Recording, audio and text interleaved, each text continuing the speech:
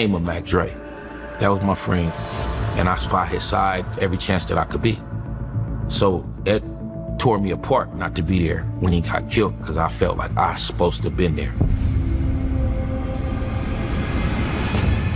The vehicle had over 30 bullet holes in it, some through and through. Two types of weapons were used: a larger caliber AK-47 type weapon and the .45 caliber weapon. Both very destructive. You get this kind of sensationalized story of payback. Behind the scenes, the story is a lot more complex. The rumor that shot through the street like a wildfire. You got justice, you got street justice. This was the streets talking. The streets.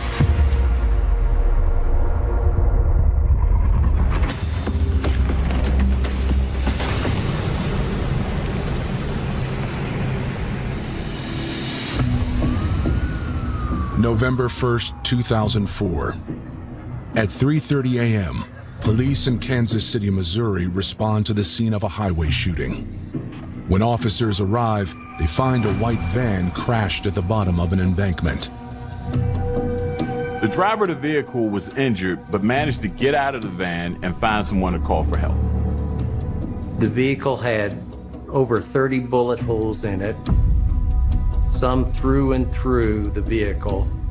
The windshield and all the glass was all broken out, either due to the crash or due to the bullet holes going through it. They saw one body laying outside of the vehicle.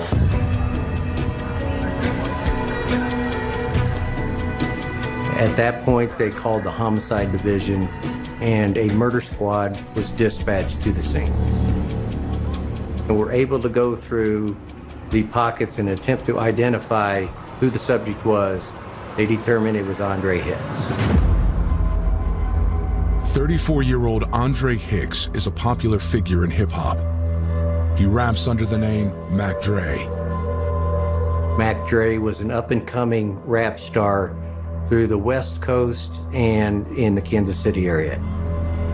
And that's when the indication was that there could be a whole lot more to this than what we have at that point.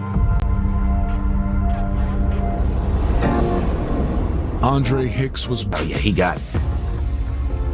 Mac Dre's talent was matched by his ambition. In 1989, when he was just 18, he released the single Too Hard for the Radio. Back then, music was passed around through tapes, cassette tapes. It was a hit, people liked it. So he set the bar with that. He lets you know, I'm not a radio artist, I'm an independent artist, and this is what I do. It was just energized, energetic. When he brought it back to the neighborhood, everybody was like, man, Mac Dre is the neighborhood spokesman now. Dre's clever, hardcore rhymes quickly earned him a following, and his friends were determined to make him a star. We was putting all our money together. We was trying to make sure Dre had everything he needed to get to the top, because he gonna bring us up. By 1992, Dre had dropped 3 albums, and his fame spread along the West Coast. But his meteoric rise was grounded in March of that year. This particular day, we was working on a song, me and Dre together. Kilo calls me like, we going today? Yeah, we going today. I'll be done in a minute. Dre hear me talking to Kilo about we finna go to Fresno. He say, I'm feeling this little chick out there I want to go see. We met at the show. I'll stay at the hotel. Y'all go do y'all thing. Come get me afterwards. All right, fine. But it wasn't an innocent trip to Fresno for J Diggs and Kilo. The situation with me, Dre, and Kilo is, I robbed the banks. Kilo robbed the banks. That's what we did. Dre had nothing to do with that. After several successful bank robberies, J Diggs and Kilo were preparing for another one in late March of 1992. It wasn't a plan for Dre to come, but Dre ended up coming. We were going to the stores, buying the stuff. We did everything. We usually always be prepared. We didn't know that we was under surveillance. We in the bank parking lot, me and Kilo. I tell Kilo, you ready? Finna get out the car, and I see a news van. I'm looking, I'm like, hold on, we don't see the cameras. Got dark windows on the van. So me and Kilo both like, man, something ain't right. So I'm like, you know what? We're not doing it. We never got out the car. Left the bank, went back to the hotel, picked up Dre. Took about 5 minutes for a police car finally pull up on us and pull us over. They jump out, guns, arrest us. We get charged with conspiracy to commit armed bank robbery, attempt to commit armed bank robbery. Police reportedly offered Dre a deal to testify against his friends, but he wouldn't do it. He refused to snitch on anyone that may have had anything to do with the bank robberies. You know, he just kept the G code solid all the way. We went to trial, lost in trial, even Dre. His was conspiracy. His whole conspiracy was he knew that we were going to do it. They know that he had nothing to do with it. He stayed loyal to his crew, and he went and did 5 years at Lompoc Federal Prison for that. And began performing again. There was no denying prison had changed him. Prior to Dre going to jail, Dre was, you know, he was real into the streets, but when he came home, he just got on a different vibe. And this is when he had switched his style from being so serious to having fun with his music. Yeah, well, I'm from the Bay Area, man. The car's the first thing that the bees see when you drive up, you know what I mean? You come up in your whip, yeah, that's your debut, man.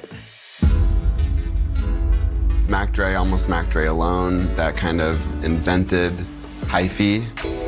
3 years later, in 1999, Dre created his own record label, Fizz Entertainment, and started signing other Bay Area artists. Mac Dre being a natural leader and the architect of Fizz Entertainment, this big record label that, you know, had all of his friends. He was feeding a lot of people. This is someone that becomes a pillar in the community that creates a pathway for opportunities outside of his everyday neighborhood. He would push me, you know, to get the best out of me. Like, you know, I see your potential. It was more of a situation where my mentor became my best friend. He had to really tell me, look, bro, we can make some money from this rap shit. There's other shit we could be doing. We don't gotta rob, we don't gotta do none of that shit, bro. Just pay attention. By 2004, Mac Dre had released more than a dozen albums, and his underground popularity stretched into the Midwest. Kansas City and the Bay Area had kind of shared a mutual affection for each other's hip-hop scenes, and their music was even stylistically similar. Kansas City became a second home for us. And as much as they was with it, it gave us the energy to be like, you know, it took us to another level. But now, this once promising career has come to a violent and tragic end.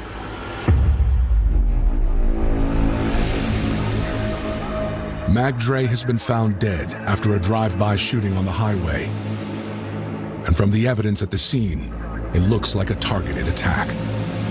2 types of weapons were used, which was determined by shell casings at the scene. One was a 7.65, which would be a larger caliber AK-47 type weapon, and one was a .45 caliber weapon, both very destructive. Witnesses reported about 2:30 in the morning, the white van was traveling northbound on 71 Highway, just south of 75th Street, when a black sedan pulled up next to them and started firing rounds into the vehicle. It looked like whoever was in that dark car really wanted to make sure Mac Dre ended up dead. Kansas City police are investigating the murder of Bay Area rapper Mac Dre, who was killed in a highway shooting. Word of the attack spreads quickly amongst his tight-knit group of friends. When I go down there, now the detectives and police and everybody down there. And they like, are you here for Andre? And you know, that kind of threw me off because I'm like, how you know the Cuddy name? I'm like, yeah. Like, yeah, he's gone. So I'm like, gone where? To the hospital? Like, no, he's gone. I'm like, how?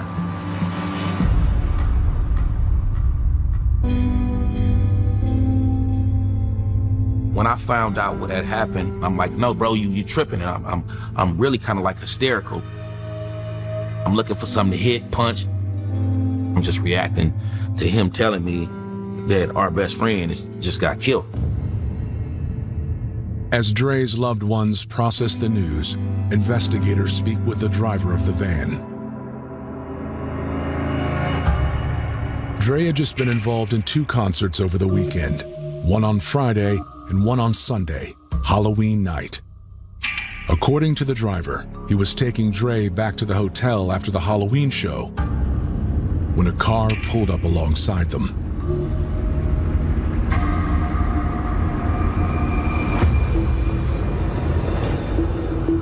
His van is ambushed by a dark-colored sedan. More than 30 bullets are fired into the side of the van from 2 separate guns.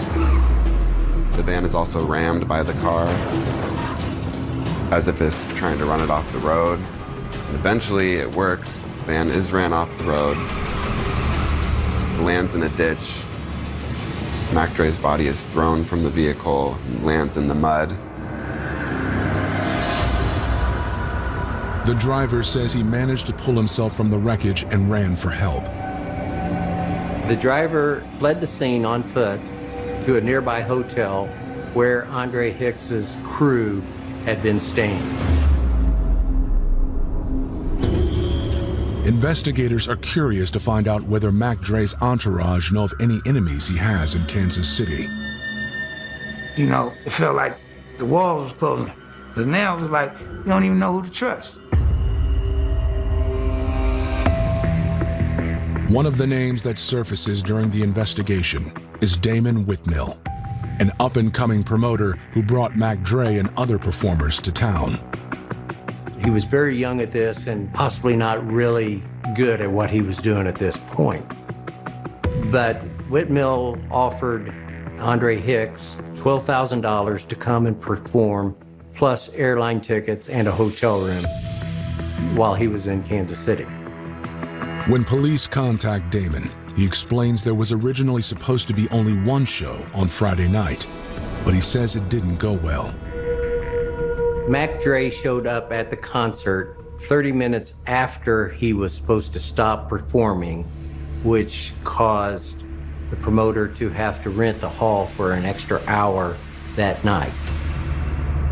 Mac Dre was accompanied by 20-plus people in his entourage, which caused problems at the concert. Eventually, the concert had to be called off due to the unruliness of the crowd.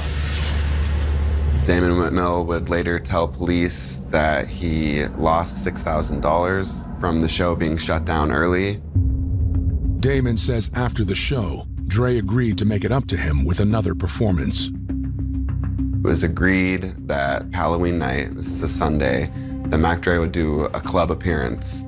And Damon Whitmill tells police that he was hopefully going to make some of his money back that he lost. But that Sunday comes about, and Mac Dre shows up late again, and he's under the impression that it's going to be just a club walkthrough, and Damon Whitmill tries to get him to perform.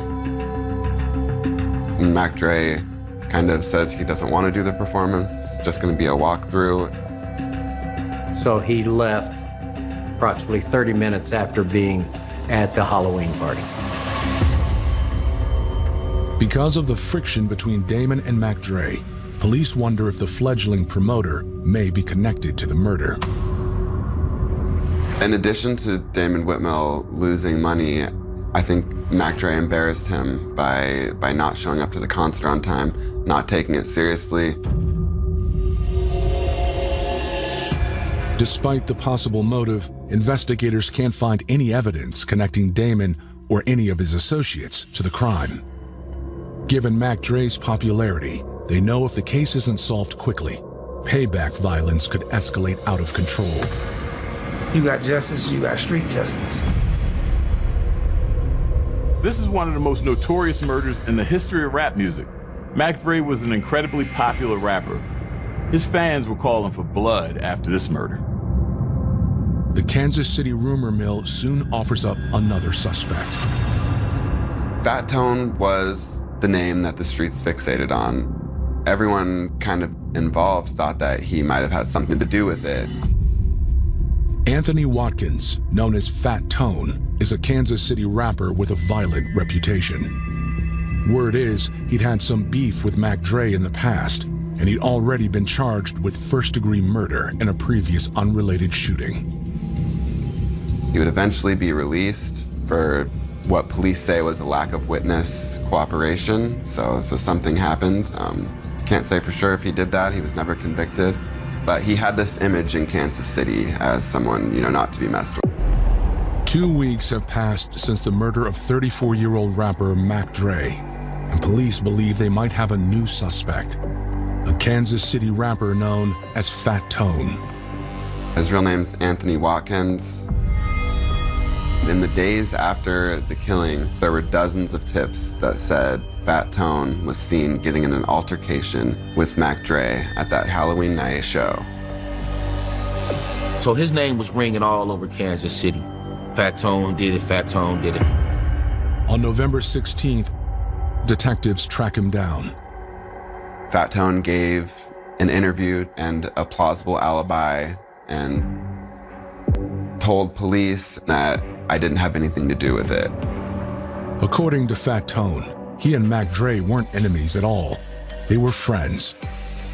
There was a collaboration between Fat Tone and Mac Dre and another artist from 2002, 2 years before the killing. Fat Tone told detectives that he knew Mac Dre was going to be in town and that they had even smoked weed and hung out on the night Mac Dre got in. Fat Tone says he wasn't even at the Halloween show, so the rumors of him getting into a fight with Dre couldn't be true. When we think about the rumor mill and payback, oftentimes in the streets, is somebody's talking to somebody, and usually they're trying to find out the source. But what ends up happening is they end up muddying up other people's names, implicating folks that have nothing to do with the actual incident, and falsely accusing the wrong person. Other associates corroborate Fat Tone's alibi. I personally didn't believe Fat Tone did it from my investigation, but this was the streets talking. So here you had the streets convicting Fat Tone. Kansas City police clear Fat Tone as a suspect and begin looking for new leads. But a few months later, on May 23rd, 2005, their fears about possible retribution for Mac Dre come true. There were suspects that people thought of, and next thing you know, we find out those suspects are dead. Fat Tone and his friend Cowboy are both found in a car in a cul-de-sac outside of Las Vegas, in like an unbuilt housing project. Fat Tone was slumped in the front seat. He'd been shot over 20 times. Cowboy, whose real name was Jermaine Atkins, was outside the vehicle a few feet away. He'd been shot 13 times. From the shell casings, police determined the gun used was an AK-47. Now, investigators have 3 murders to solve, and if they don't work quickly, there could be more to come. If someone killed Fat Tone because they believed he shot Mac Dre, then someone else might shoot whoever killed Fat Tone. Then they've got a serious problem on their hands. A witness tells investigators she was awakened by the sound of gunfire just after 1 a.m. And when she looked out her window, she saw a white Pontiac Sunfire fleeing the area. Police immediately put out an alert for the vehicle. They also reach out to Fat Tone's contacts and discover he was in Las Vegas to meet up with a Bay Area rapper named Andre Dow, also known as Mac Minister. Mac Minister apparently told Fat Tone he could introduce him to Snoop Dogg and possibly get him a gig as his opening act. So Fat Tone travels to Las Vegas with his friend Cowboy and was, excited to meet Snoop Dogg. Police searched the MGM hotel where Fat Tone and Cowboy stayed. The rooms don't offer much in the way of evidence, but the hotel does have security cameras. There was video footage that Mr. Dow was in the MGM hotel the night of the murders with the two alleged victims. All three were caught on camera leaving the MGM just 80 minutes before Fat Tone and Cowboy's bodies were found. But the allegedly promised meeting with Snoop Dogg never happened. Fat Tone's friends believe that Mac Minister made the whole thing up in order to lure Fat Tone and Cowboy to Vegas. Once again, the Kansas City rumor mill has a theory why. Similar to Mac Dre's killing from Halloween in 2004, the streets were almost immediately talking, and Mac Minister becomes the first suspect in the Fat Tone and Cowboy slangs in Las Vegas. And it immediately becomes a situation where it seems to be retaliation for the Mac Dre killing. Getting Bay Area rapper Mac Minister in connection with the murders of Kansas City rappers Fat Tone and Cowboy. Surveillance video shows Mac Minister leaving a Las Vegas hotel with the two men just before they were killed. And that's not the only thing pointing to Mac Minister's involvement in the double murder. On May 25th, 2 days after the shooting and 500 miles away in Vallejo, California, police recover a car matching the description of the vehicle seen fleeing the crime scene. Police discovered a white Pontiac Sunfire matching the description 2 days after Fat Tone and Cowboy were shot. It had been set on fire, but importantly, the VIN number was still intact. Registration showed that the car belonged to a 21-year-old Utah woman named Lee Danae Larson. When investigators run a background check on Larson, they discover she's connected to Mac Minister through her boyfriend, Jason Mathis. Mathis also goes by the name Corleone, and he turns out to be a close associate of their suspect, Mac Minister. Larson's father filed a police report accusing Mathis of forcing her into prostitution. He said Mathis would escort her to various hotels with an AK-47 under his clothes, which of course is the same weapon that was used to kill Fat Tone. Larson's bank records show she bought ammo for Mathis's AK-47 at a local gun shop on May 14th, just 9 days before the double homicide. The gun shop had video footage of Larson and Mathis with the AK-47 and said they had also sold Mathis a folding gun stock for the weapon. They left in the same white Pontiac Sunfire. Police obtained a search warrant for Mathis's house, located just 2 blocks away from the spot where Fat Tone and Cowboy were killed. Inside, detectives find several more pieces of incriminating evidence. In the garage, there was a gun cleaning kit and a magazine for an AK-47. When they test those fingerprints, they find a match for Mathis. In the house, they find a picture of Mathis holding the weapon with a child in his lap. Another photo shows Mathis with Mac Minister partying with 2 women in Vegas. These guys were clearly close friends. Based on this evidence, on November 2nd, 2005, authorities indict Andre Mac Minister Dow and Jason Mathis on 2 counts of first-degree murder. Investigators arrest Mathis without incident, but cannot find Mac Minister. When police arrested Mathis, he immediately hired an attorney who called Mac Minister to let him know that he was also going to be facing charges, and he needed to turn himself in. He obviously decided not to do that. While investigators believe Lee Larson was involved, there's not enough evidence to charge her. They instead ask her to testify against the 2 men, but she refuses to talk. 2 days later, on November 4th, the case takes another tragic turn.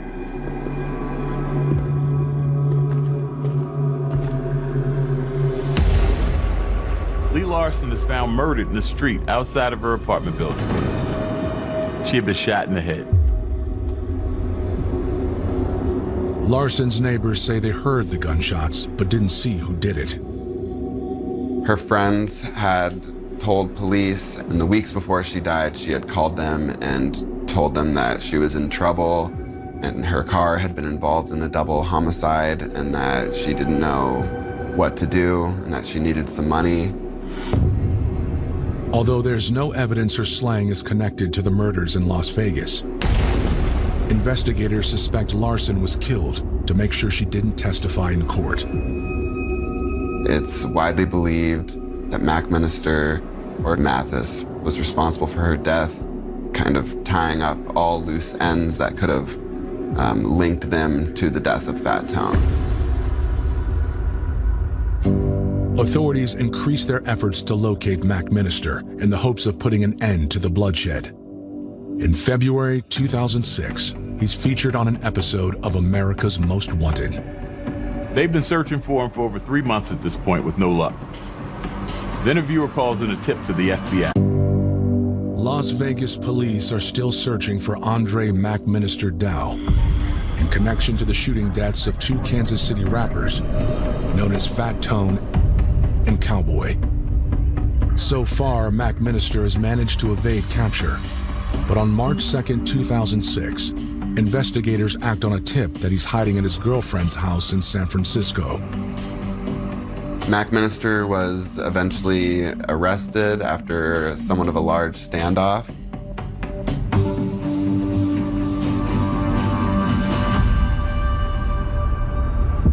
Extradited back to Las Vegas to face trial. Mac Minister denies any involvement in the murders of Fat Tone and Cowboy, claiming his public image and his association with both Bay Area and Kansas City rappers makes him an obvious fall guy. But as he awaits trial, Mac Minister produces an album entitled Minister of Defense, which seems to capitalize on the notoriety. People thought some of the lyrics on the album referenced those murders, which police took as further incrimination. But Dow's lawyer insisted that he might be capable of basking in negative publicity, but he's not capable of murder. The high-profile nature of the case makes finding a suitable jury difficult. After some delays, Mac Minister's trial begins in July 2008. The prosecution argues that Mac Minister and his co-conspirator, Jason Mathis, murdered Fat Tone and Cowboy in retaliation for the death of fellow California rapper Mac Dre in 2004. The state's theory at trial was that Mr. Dow had lured, allegedly, the 2 victims to Las Vegas to a 10-day concert with Snoop Dogg, and also to help them in the music industry as a ruse to murder them. The Clark County coroner testifies that Fat Tone and Cowboy were both shot more than a dozen times by an AK-47 assault rifle. Their bodies were destroyed by the high-powered rounds. An AK-47 is a powerful weapon. It's a weapon of war. This was overkill. This is the kind of thing you do when you just don't want someone dead. You want payback. A firearms expert also testifies that not all of the shell casings found at the scene came from the same weapon. They can already prove Jason Mathis owned an AK-47, but there were casings from a second gun too. That meant there was a second shooter. The prosecution set out to prove that shooter was Mac Minister. The most damning piece of evidence comes from the car Fat Tone and Cowboy were driving when they were killed. At the time, it was unclear whose car it was. When police ran the plates, it came back registered to a school teacher in California. But when investigators talked to her, she said she sold it to a student of hers. That student was Mac Minister's girlfriend. Prosecutors detail that police lifted a fingerprint from the car after the shooting. It was a perfect match for Mac Minister. Maybe he leaned inside and touched something at the scene. Or maybe it was there before it happened. But the fact that he's connected to that car seemed to undermine the idea that he could be innocent. The prosecution presents video footage from the Las Vegas hotel where Fat Tone and Cowboy were staying, which shows them with Mac Minister before the shooting. There are a bunch of people coming in and out on the night they were killed. One of them is Mac Minister, and he's with his girlfriend. They leave with Fat Tone and Cowboy around 11:30 p.m. A key witness testifies he had a conversation with Mac Minister about the murders on December 5th, 2005 in Las Vegas, while the rapper was on the run from police. He claimed that he ran into Mr. Dow. He said to Mr. Dow, "Why are you out in public? They're looking for you." He claimed that Mr. Dow stated something to the effect of, "I'm not worried about that, and if anyone has a problem, they'll end up missing like that woman, Miss Larson." But the defense insists the case against Mac Minister is purely circumstantial. Prosecutors don't have physical proof he was involved in the shootings. Mathis is the one who owned the AK-47, and he's the one whose prints were on the magazine of bullets like the ones that were used at the shooting. However, they don't have anything definitive on Dow. The footage in the parking garage cuts out before it shows everybody getting in the same car, and Mr. Dow's position was always that he did not leave the scene with these people. There was evidence that during this time, Mr. Dow would let Fat Tone drive his vehicle while he was in town in Las Vegas. Basically, he was trying to help him in the music industry. So there was really no evidence whatsoever other than pure speculation that somehow Mr. Dow was trying to avenge the murder of Mac Dre. Mac Minister had no reason to, he knew Dre, but he wasn't a close friend to Dre where he felt like, well, I gotta go kill Fat Tone. I could see where people would try to connect it, but that's a far reach to call that a retaliation killing for Mac Dre. Why would he do that? After a week-long trial, Mac Minister's fate now rests in the hands of the jury. Despite the prosecution's attempts to connect him to the murders of Fat Tone and Cowboy, Mac Minister's attorneys believe his innocence is clear. The defense told the jury there are two ways police can investigate a crime. One is to collect all of the evidence, study it, and then find a suspect that best matches it. The other is to pick a suspect, decide he's guilty, then come up with the evidence to prove it. According to him, it was clear which one of those things happened in this case. Mac Minister, he had no motive. He had no real motive to go set up Fat Tone and kill Fat Tone. I really believe he got a bad break out of this situation. The jury disagrees. On July 31st, 2008, they find Andre Mac Minister Dow guilty of murder. He's sentenced to life in prison without the possibility of parole. In a separate trial, his alleged co-conspirator, Jason Mathis, is also convicted and receives the same sentence. Mac Minister currently in a Las Vegas prison, and he is appealing his arrest. He's always maintained his innocence. I was contacted by Mr. Dow and was informed about some of the legal issues in his case. And so that is what we're challenging now. We believe that Mr. Dow is factually innocent and is actually innocent. One of the things that made Mac Minister look so guilty was the album he produced from jail.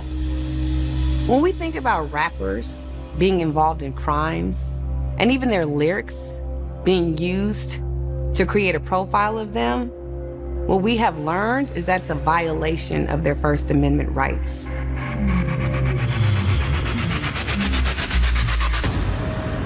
In 2022, Mac Minister's conviction is thrown into doubt when one of the key witnesses for the prosecution reveals the conversation he claimed to have had with Mac Minister about the murders never happened. He's recanted that entire statement. He's admitted he lied at trial. He was in jail in Georgia, specifically Fulton County, Georgia, on December 5th, 2005. So therefore, it was impossible that Mr. Dow could have had this conversation with him. And so this entire case is an injustice on many levels, and it's based on speculation. It's based on incomplete evidence and really is based now on false evidence. Much like the Mac Dre murder and the Fat Tone rumors that followed, to me, it wasn't clear that Mac Minister actually was the person that killed Fat Tone. While some feel Mac Minister was wrongly convicted, others believe he's right where he belongs. As for the murders of Lee Larson and Mac Dre, those cases remain unsolved. It's terrible, you know, because we really didn't get no answers. So we got to just go with the stories of what we hear.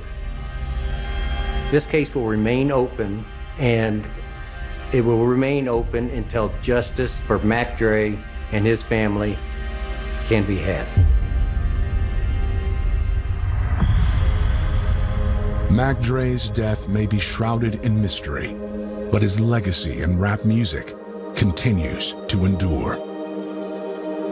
So when we think about Mac Dre, it's his energy, it's his joy, it's his unbridled release of fun that will live on forever. That still lives on. We still getting hypey. We still going dumb.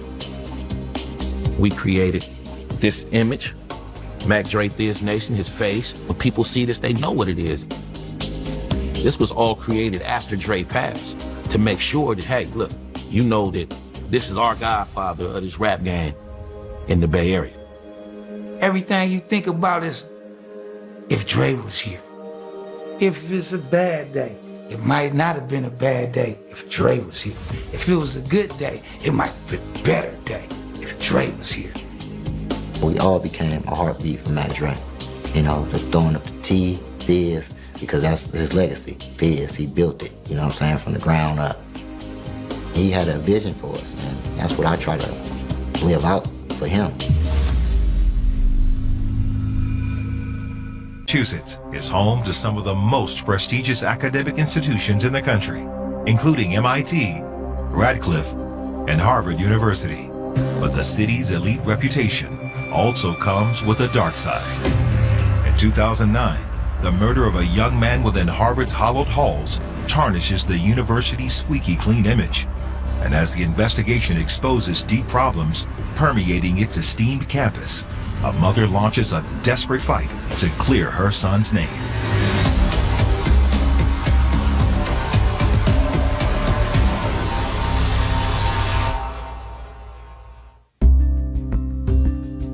Cambridge's history as a center of academic excellence began in the 1600s, when Harvard was formed by the Massachusetts Bay Colony to train men for the ministry and public leadership. Many of the presidents of the United States, many of the members of Congress, whether in the Senate or in the House, have been graduates. As Harvard grew, so did Cambridge. After the Civil War, former slaves arrived to begin new lives, along with immigrants from the Caribbean, Europe, Canada, and Russia. Cambridge was a draw because there were jobs. Many of the institutions, they were looking for immigrants to work in certain areas, such as housekeeping. Some of the hospitals were looking for workers and so forth. Cambridge is known as the melting pot because you have a blend of all different nationalities here. There were Black people, white people, Spanish people, and people of Asian persuasion.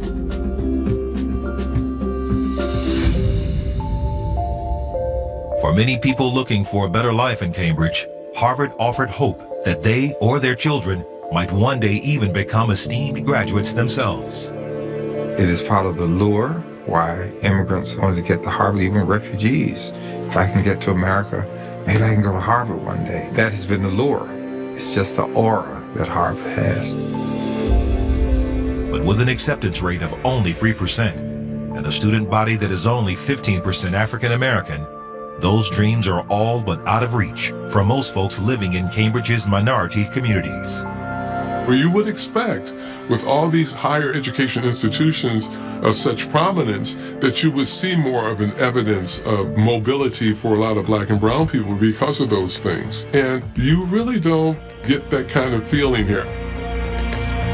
We live right next to Harvard, and they're not going to accept none of us to get into Harvard. I don't know anybody that ever attended the school Harvard.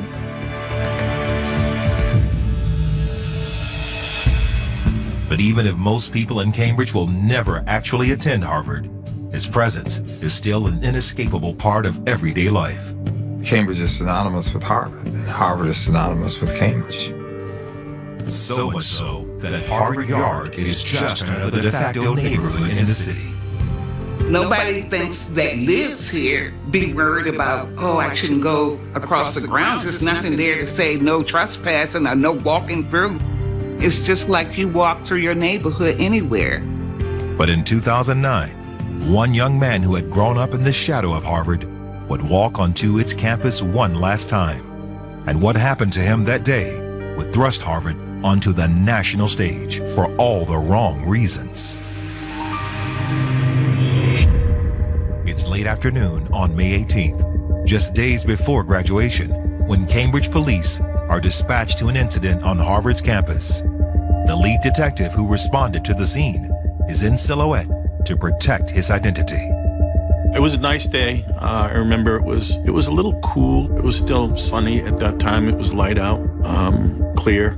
Students had been enjoying the usual peace and quiet on campus when a young man had suddenly burst out of a dorm called Kirkland House, staggering and gravely wounded. He ran down towards Mount Auburn Street, stopped there. He had told somebody he had been shot and asked somebody to call 911, and that's where he collapsed on the sidewalk. Cambridge police arrive within minutes to find the victim bleeding on the sidewalk. He's quickly identified as 21-year-old Justin Cosby. He was still conscious when they got there. Professional ambulance was on scene, and they were treating the victim. They said that the bullet ricocheted off his hip or his pelvis. As Justin is rushed to the hospital, detectives begin searching for answers. One immediate question was, how could something like this happen at such a prestigious university? It was beyond belief that it would happen there. They're shooting, a crime like this. For those who know Justin, it's even more unbelievable it could happen to him. Justin Cosby was born on June 13th, 1987, to single mother Denise Cosby. Justin was my youngest child. He was my baby. He was born in Richmond, Virginia. When Justin was a year old, I decided that I wanted to make a change. So I asked my sister, could I come to Boston? I knew a couple of my other brothers had come before me and started their life here. So I thought that might be something that we might do. But Denise was ultimately drawn to Cambridge, 20 minutes away. I come from a pretty large family, and we all went to college, and we all graduated. So when I started to bring my children up, I was looking for an area where they would have those opportunities. So when I was given the opportunity to move here, it was just a no-brainer. They settled into a high-rise apartment called the 808, just minutes away from Harvard's campus. I met Justin. It was literally like around first grade, just playing basketball at the YMCA. Anytime we play basketball, you're on the same team. Whatever we doing, we did everything together. Come over his house, come over my house. It's instant since that day. He was well-liked dude, very popular, but humble, and that's what made it so dope to be cool with him, because he was the man. Not only was Justin popular amongst his friends, but he also excelled academically.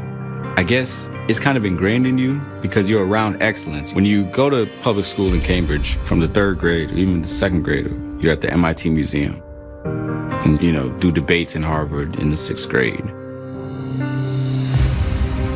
But after high school, Justin didn't have the connections or the money to get into Harvard, so he enrolled in Salem State University, 20 miles away.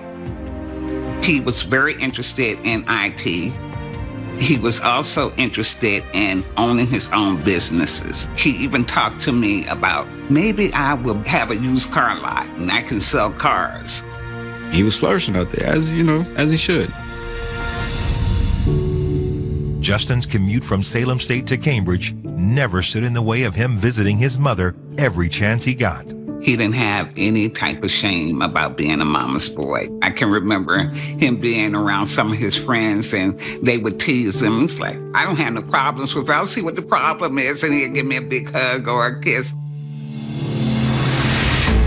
But now, Justin's latest visit home has taken a tragic turn, and his bright future is hanging by a thread. In the wake of the shooting, investigators tried to gather information about what happened and why Justin was on Harvard's campus in the first place. But witnesses seem reluctant to answer questions. There is like a park, I want to say, separating Lowell House from Kirkland House. And there were students there at the time. You know, they wouldn't say they were scared, you know, they're concerned or what they had heard. You know, did you hear a shot? Did you hear any noise? Did you hear anybody screaming? And, you know, these kids, they just keep walking. Fortunately for detectives, a couple of good Samaritans were willing to help. There were some witnesses that were outside who had seen the victim running and holding his stomach and saying he had been shot. And there were also a group of potential suspects that they described as medium to light skin, Black or Hispanic males. One of the witnesses described the varsity type jacket that one of the suspects was wearing.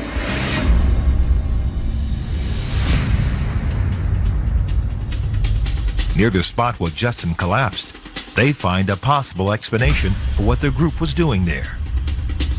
There was a coat wrapped around a package, and there was 3 or 4 ounces of marijuana in a bush right next to where he was found.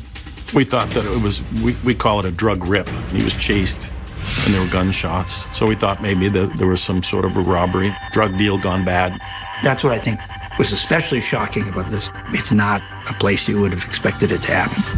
Even more shocking is that it happened just steps away from Justin's beloved childhood home. I can literally see this college out of my bedroom window, my living room window. I can see that is our view. Most people would die for this view. You know, everyone that comes here, oh, you have a beautiful view. Yeah, that beautiful view turned into the deal on Harvard's campus.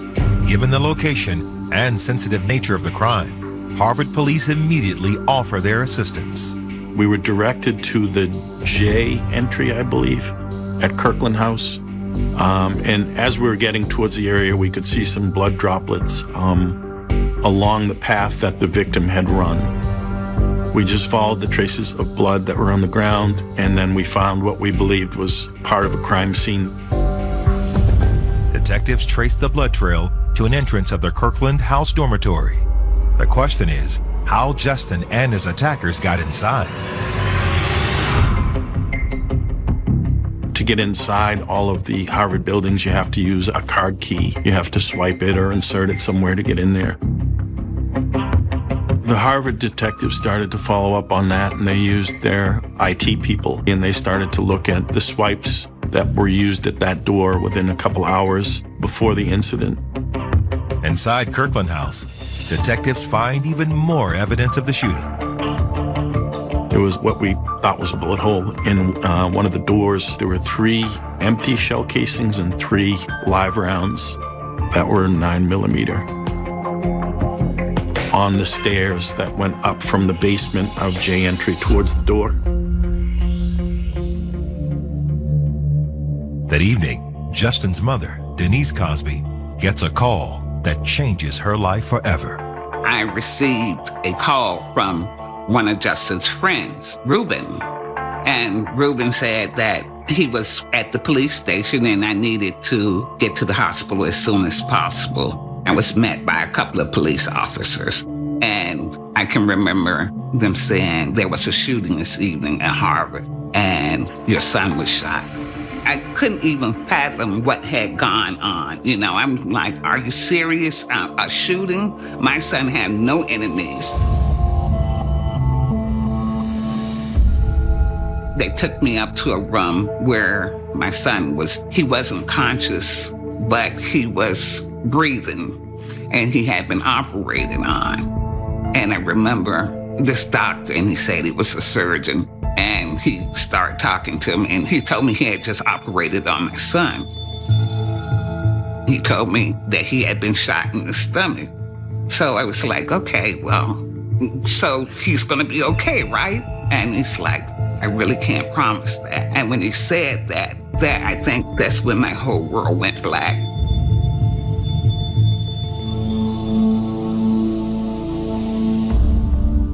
Denise is soon joined by her sister Joyce, who helps her keep vigil over Justin throughout the night. It wasn't looking good. I can remember looking at the monitors. As fast as they would give them blood, the monitors would rise and then they would drop. And it was just one of those things that I just tried to keep hope. But the more I looked at those monitors, I knew it was not good. We started talking to him, making him all kind of promises. And I told him that if he fought to get well, or let him have my apartment. We just started bargaining with him to get him to fight. Time was going by so fast and slow at the same time. I didn't know what was happening. But then they were saying that they couldn't stop the blood, and they used all the blood in the whole hospital.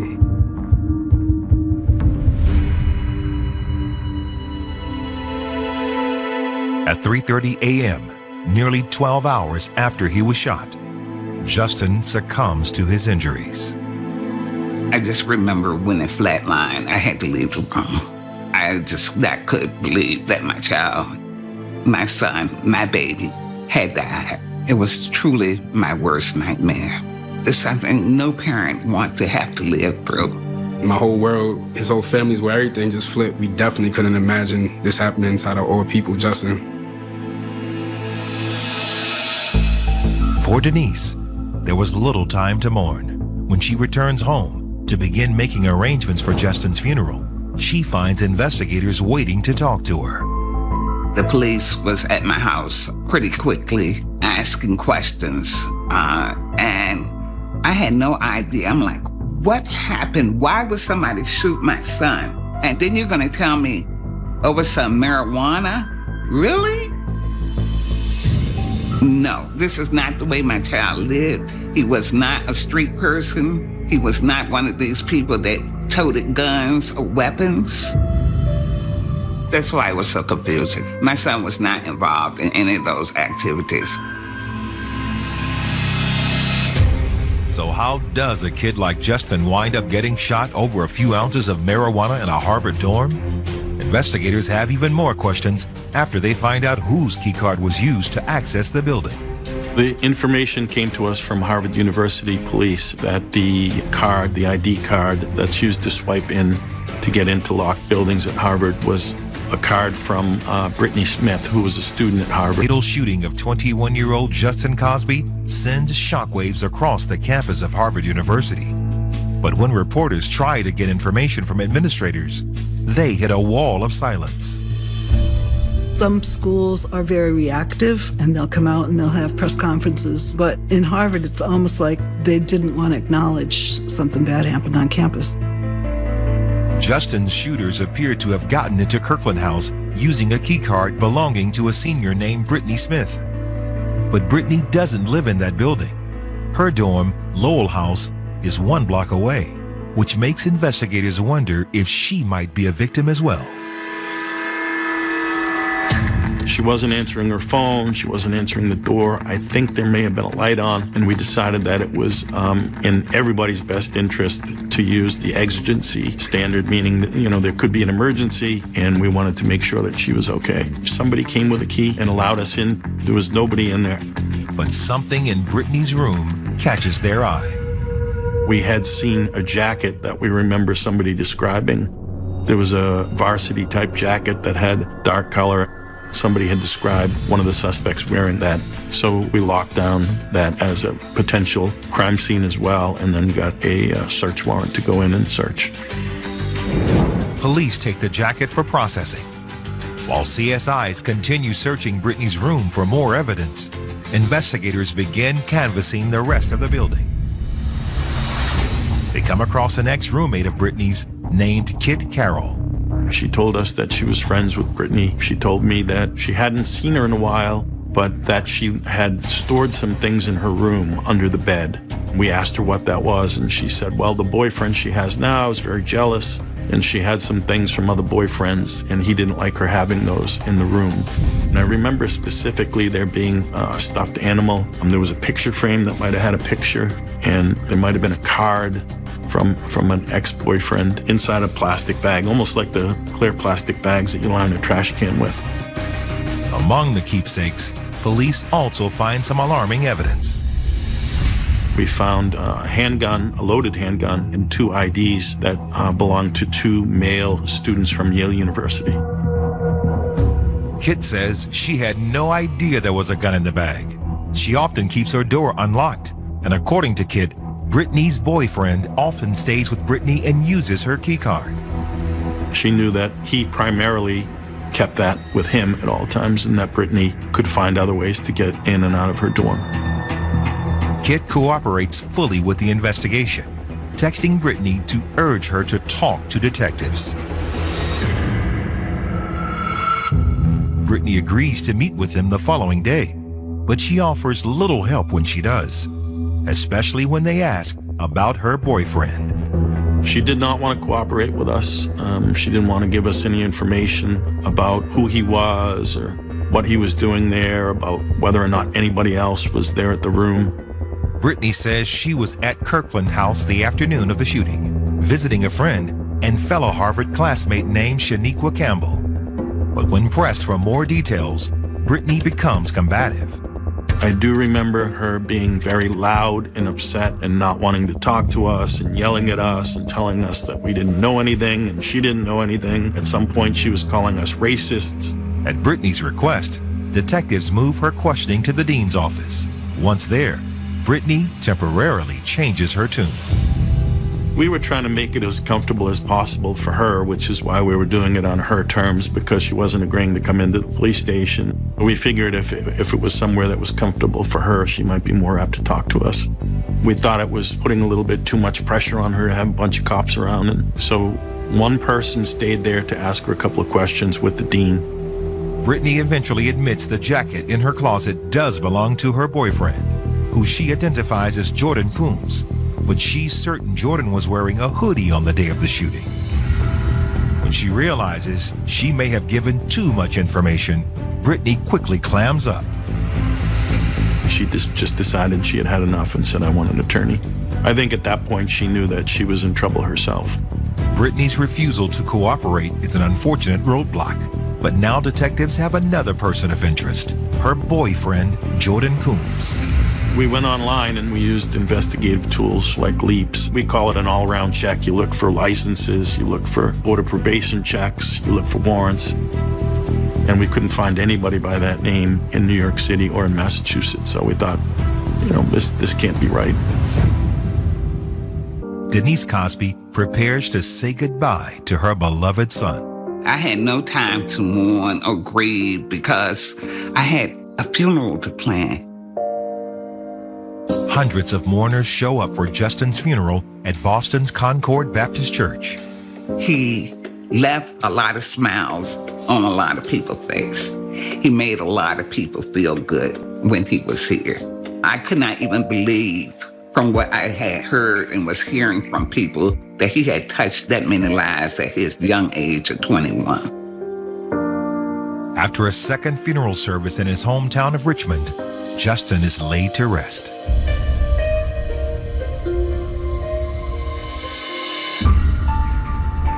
The mood amongst Cambridge detectives is less somber as they get some good news from forensic tests on the gun found in Brittany Smith's belongings. The ballistics showed that it was the same weapon that was used to kill Justin. Every time you find a little piece, it's just you're getting a little closer to getting a warrant and making an arrest. The jacket from Brittany's closet also tests positive for gunpowder residue. Brittany told them it belongs to her boyfriend, Jordan Coombs. But strangely, no one with that name appears to exist in the system.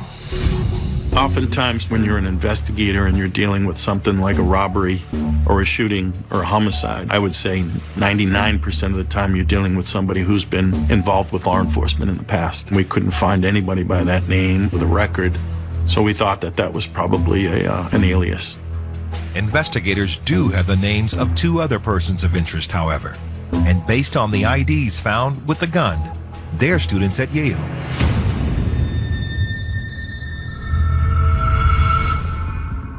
We reached out to the Yale guys on the phone to find out why their IDs would be under the bed of somebody. We didn't tell them exactly what happened, and one of them told us the story about getting robbed, and I believe he said they took our IDs and said, "We know who you are. If you call the police, we'll kill you."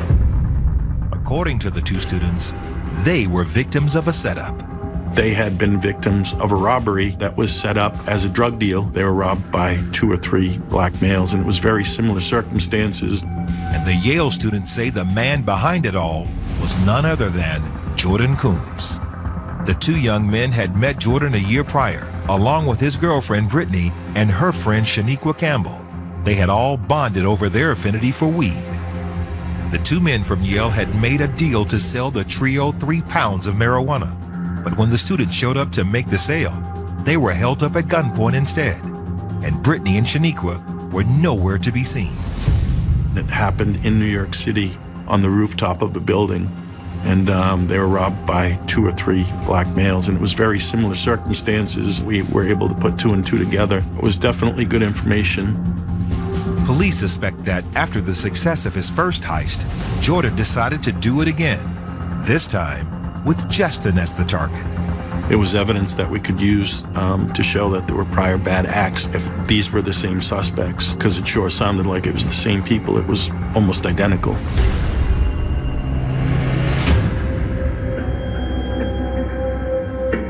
A bag of marijuana was found near Justin's body.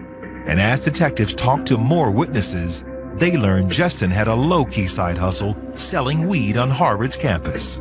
We spoke to some witnesses who had come across Justin Cosby and knew that he had delivered marijuana there before, or that had friends that had purchased marijuana from him.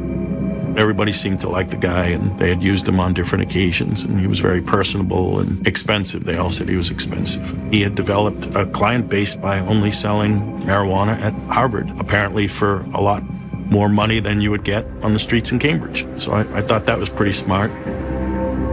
The university uses that information to further distance themselves from the crime. Harvard's approach was to deal with damage control. We have nothing to do with it. We have nothing to do with it because he shouldn't have been here. He's a drug dealer, blah, blah, blah, blah, blah. I just feel like they were trying to cover their ass. They're trying to protect their image. Reading news coverage and how they try to frame him as being a gangbanger, you know, a gangster, using that racist, you know, trope just really, really upset me a lot.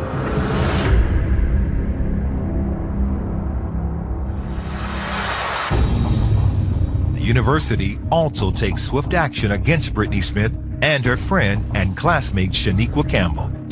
Within days of Justin's shooting, both women are expelled from Harvard.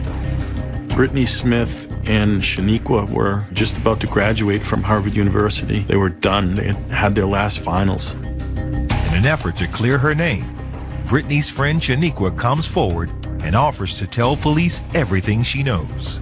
She gave us a lot of information as it pertained to Brittany and her boyfriend. And that boyfriend's name is quite different from the one Brittany gave them. The alias was definitely Jordan Coombs, and the real name of the person that was using that name was Jabri Copney. For Denise Cosby, the investigation into her son's death is overshadowed by the narrative that her son was a hardened criminal. When coming in contact with the media, a lot of times she would say, even before beginning, my son was not a drug dealer, and I applaud that. My son was the poorest weed dealer that I knew, if he was dealing weed. You know, I mean, even as things went on, the investigations went on, I can remember the DA telling me that, you know, your son's probably sold enough weed to buy him and his girlfriend dinner. And that was about it. Harvard and the media seem ready to move on from the story. But Justin's supporters are infuriated by the idea that he's a drug dealer who brought it upon himself. They don't want to face the fact that that could have been your son there doing some stupid drug deal, hardly worth anyone's life and hardly worth the time. Shaniqua Campbell is angry about the way the university has treated her as well. She is expelled even though she hasn't been charged with any crimes. With nothing left to lose, she sits down with Cambridge police to give her side of the story. During her interview, she reveals the true identity of Brittany's mysterious boyfriend, Jordan, whose real name is Jabrai Copney.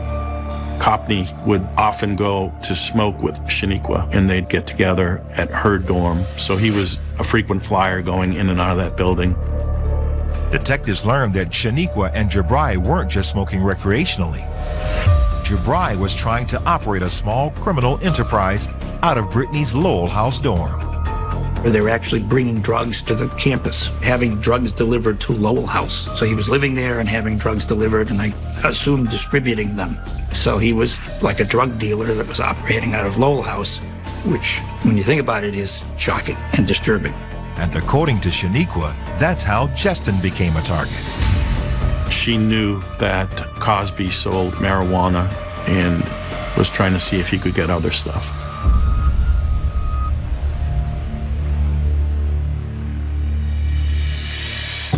Shaniqua's confession appears to expose an underbelly that was alive and well within the hallowed halls of Harvard. I think that Harvard students are like any other students. They engage in that sort of thing. They party, they have a good time, and they probably smoke pot. And that was kind of like an underbelly there that was exposed, and I don't think anybody liked that. Shaniqua denies any involvement in the robberies, but says Copney told her about his plans during one of their hangouts. Investigators are skeptical, however. I think the two of them came up with the plan probably while they were together smoking one night, which seems like it was something they did pretty regularly. She knew that she could set something up to rob this guy who was bringing marijuana into Harvard. And that's when Copney set up the transaction. For now, Shaniqua manages to avoid any criminal charges, and the police hope they can use her to get to Copney. But he surprises everyone when he turns himself in. Jabrai Copney retained the services from a high-profile attorney who I know from past cases, and then they came into the police station to sit down and talk with us, and he was placed under arrest at that point. According to Copney, the plan was never to kill Justin. He employed two of his friends from home in New York City to come and meet him, to help him with the robbery and to bring a firearm. And the plan was just to rob him. I don't think there was ever any intention to shoot him. His two accomplices were 23-year-old Jason Aquino and 19-year-old Blaine Jiggets, who went by the street name Fat Boy. He wanted to have at least one other person there to have numbers on his side in case there was an incident. And then Aquino became involved because he supplied the firearm. I think the promise was to split the profit from that large amount of marijuana. If there was 3 pounds, you're talking about, 48 ounces times $500 an ounce. So substantial amount of money if they came away with that stuff. But the plan quickly unraveled. Justin was only able to secure a small amount, not the 3 pounds they thought he was bringing. But the trio decided to take it anyway. There was a tussle over the bag that he had that had the marijuana in it. He eventually pulled that away from them and ran up the stairs that went to the ground level at Kirkland House. Copney claims Jiggets is the one who chased Justin and shot him. Investigators find Jiggets living with his family in New York City. It takes longer for them to track down Jason Aquino. Their hunt leads them all the way to Mount Vernon, New York. Eventually, they spot Aquino and some other friends coming out of a fast food restaurant. We were dealing with people that we believed to be armed and dangerous who had killed somebody, so everybody had their guns out. They were immediately put up against the wall and patted down and handcuffed. Copney, Jiggets, and Aquino are all charged with murder, while Shaniqua Campbell cuts a deal to avoid arrest. she became a witness for the prosecution, and so she was immune from prosecution. Brittany Smith isn't as lucky.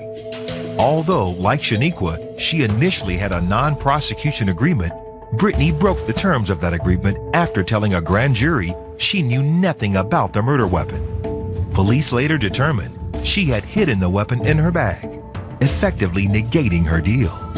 Brittany, she lied to the grand jury, said that she did not know anything about the gun when they found out that she actually handled the gun.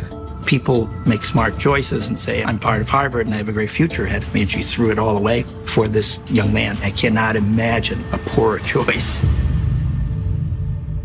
Brittany Smith. But for Denise Cosby, it's only the first step toward justice. She attends every pretrial hearing to make sure her son is represented. I wanted Blaine Jiggis.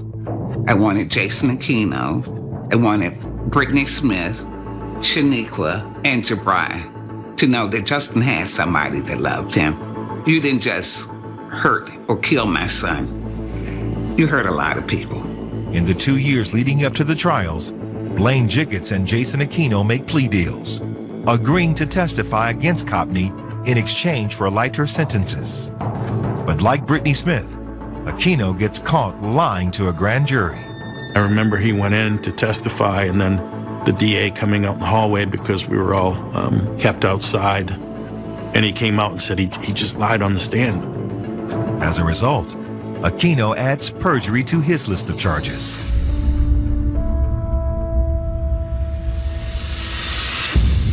On April 6th, 2011, the trial for the group's ringleader, Jabri Copney, finally begins. Shaniqua Campbell, the state star witness, testifies that Copney planned to rob Justin by posing as a Harvard student. He somehow tricked him into believing it would be a transaction with Harvard students who are normally decent people and not murderers and not armed, certainly. When Jiggets takes the stand, he tells the jury he got the 9mm gun used in the shooting from Aquino. They went to Brittany's room and the gun was taken out of the bag and maybe even handed around so everybody in the room had seen the gun, and there was talk about what they were going to do. Blaine Jiggis loaded the gun in Brittany's room. And then Jabri went out to scout a place to pull off the robbery. Then they used Brittany's phone to call Justin. Copney claimed Jiggets was the one who fired the gun. But Jiggets says it was the other way around, that it was Copney who shot Justin. Justin broke away from him and tried to run. And when he tried to run up the stairs, that's when they started shooting wildly. There were 3 spent shell casings from a 9mm and 3 live rounds. And we were trying to put 2 and 2 together with the DA. And then it came to us, mostly from Hollywood, that young kids don't know how to use guns, and whenever you see them, they're holding it sideways, and they all think that they have to pull the slide back. Everyone wants to hear that. The gun didn't have a live bullet in the chamber, so we believe that he pulled the trigger and nothing happened. He pulls it back, lets it go, and now that chamber's a live round, which he shoots. I'm not sure which one of the 3 shots hit Justin Cosby, but one of them hit him.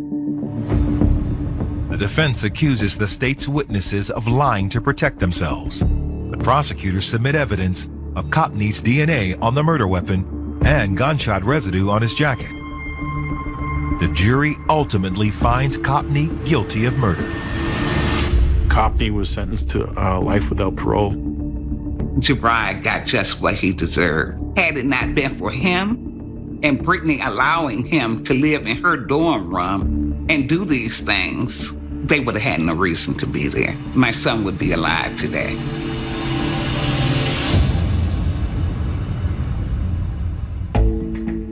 Jason Aquino is sentenced to 20 years in prison. Blaine Jiggets gets 12. Brittany Smith is the last of the 4 to face a trial, but at the last minute, she decides to plead guilty instead. We knew that they all went back to her room, that she was actually the one that hid the gun in her friend's room. For her role in the crime, Brittany receives a 3-year sentence. people tell me she deserved a lot more than she got. But my thing was to make sure that they all took some type of responsibility for what had happened to my son. None of it would bring my son back.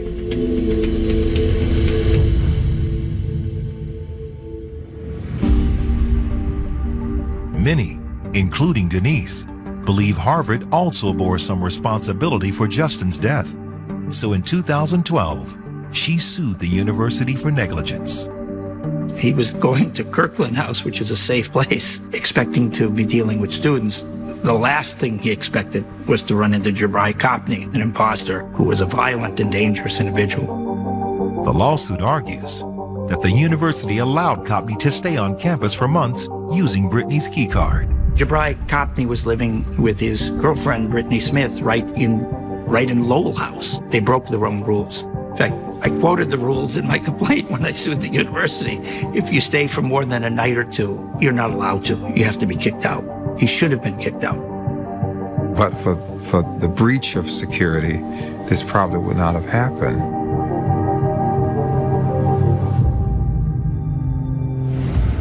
Denise loses the case, but not her dedication to her son. She's been holding it down and making sure that his name stays alive. So, you know, we're going to make sure that too, for sure. Can't forget somebody like Carlos. You can't. I cannot even think of Justin being deceased. I know he's physically gone, but his spirit is still here. I want people to know who Justin really was. He wasn't just that little kid that got killed because he was trying to sell somebody some weed. He was a human being. He made a mistake by doing that. That punishment did not fit the crime. And I wanted people to know. I'm very proud of him. I'm very proud of Justin because he was a good person.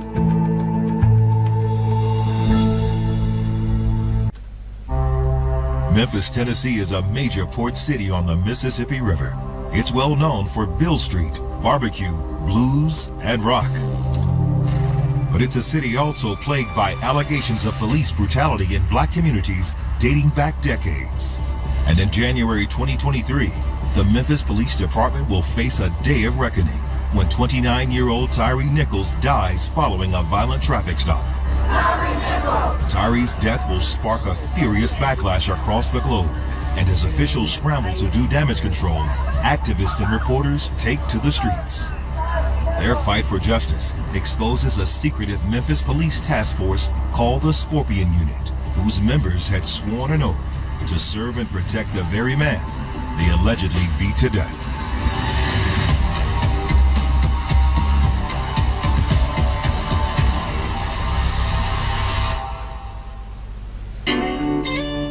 Situated along the banks of the mighty Mississippi River, Memphis is known for its vibrant cultural history. We're on the west side of Tennessee. We do say we're different. We are a true melting pot of different cultures. You know, when people come to Memphis, they talk about the food, they talk about the people, they talk about the feeling that they have here. The city is also known for its music and legendary musical influencers. There's a Memphis artist that has produced a song that you like, old or new, that you probably have on your playlist. Well, Memphis, we make music from our life, sometimes from the struggles that we've been through. Howlin' Wolf, Otis Redding, Al Green, Elvis Presley. Memphis is the leader, and we set trends. The roots and inspiration for that music date back to the city's earliest days. During the 19th century, cotton was king in the South, and Memphis's location along the Mississippi River transformed the city into a major transportation hub, not only for goods, but also of people. Memphis was built up like slave haven, downtown where they used to sell the slaves. That's still in us. That was in me. That's still in all your little rappers, your jazz singers, your blues, your R&B. Even after emancipation, life in the segregated South wasn't easy. As a consequence, Memphis played a major role in the 1960s civil rights movement. But even decades later, Ghosts of the city's segregated past still linger. Some historians will tell you Memphis has served as a hub of resistance, but resistance doesn't necessarily mean prosperity. About a quarter of our city lives in poverty, and I'm talking like dire poverty. I could take you to some areas in Memphis that would just break your heart. You know, just barely even street lights. You certainly have the haves and the have-nots, and there's very little in between. What you see present day is what it looks like when the money doesn't go to the communities. And rising poverty has led to an uptick in violent crime, resulting in more law enforcement in black neighborhoods. The government has this inherent belief that black people have to be surveilled. They have to be controlled, and that means if I see black people in an area, I need to have police presence there because they must be criminal. We have crime, we have poverty, and out of the mix of those two, we have violence. And sometimes that violence occurs between police and citizens. And in January of 2023, Memphis's past and present will collide one horrific night when a beloved young man dies after one of the most brutal police encounters in history. For the public, it begins on January 8th when they learned Memphis police officers were involved in an altercation with a motorist. The only thing that the news was reporting that there was an incident and somebody was in the hospital as a result of a confrontation and interaction with Memphis police. A press release issued by the police department states that the incident occurred at 8:30 p.m. the night before. What was reported was that the man was attempting to be stopped for speeding. That was the initial justification for the stop. He was pulled over for alleged reckless driving. According to the report, as officers approached the vehicle, a confrontation occurred, and the suspect fled the scene on foot. Officers pursued the suspect before taking him into custody. It was a very brief description. The key phrases that they used were confrontation. The press release also says that after being apprehended, the suspect complained of shortness of breath and was taken to the hospital in critical condition. Just a very brief statement about a person who got involved in 2 altercations with police officers and was hospitalized. And then absent from that statement was any mention of firearms. When someone is hurt in police custody, there's usually a firearm involved somewhere.